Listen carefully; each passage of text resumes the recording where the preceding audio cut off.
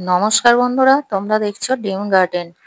যারা অল্প খরচায় বাগান করছো আর সেট লাগাতে পারছো না এই গরমে, এখন অতিরিক্ত গরম পড়েছে, যার কারণে গাছ একটু বেলা হলেই ঝিমিয়ে পড়ছে। জল দাও আর যতই যাই দাও, যতই ভরপুর জল দাও, তবুও গাছ ঝিমিয়ে যাচ্ছে। তাই জন্য অল্প খরচার মধ্যে যারা গ্রিন নেটের বদলে যদি এরকম পুরানো শাড়ি থাকে, সকলেরই থাকে বাড়িতে, যে এরকম পুরানো সিল্ক শাড়ি যদি থাকে এরকম টাঙিয়ে দিতে পারো, তাতে গাছ সুস্থ থাকবে, সতেজ থাকবে।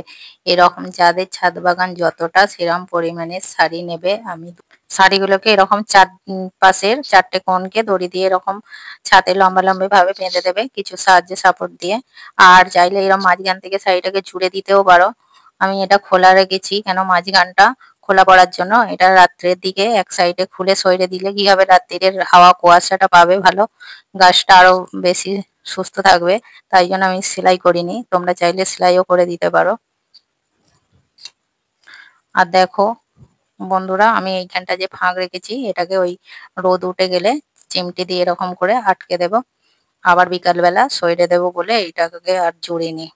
তো তোমরাও এরকম ভাবে সেট দিতে পারো অল্প খরচার মধ্যে। ভিডিওটা যদি ভালো লাগে লাইক করবে আর নতুন বন্ধুদের শেয়ার করে দেবে। আর যারা নতুন বন্ধু তারা চ্যানেলটিকে সাবস্ক্রাইব করে পাশে থাকবে এরকম নিত্য নতুন ভিডিও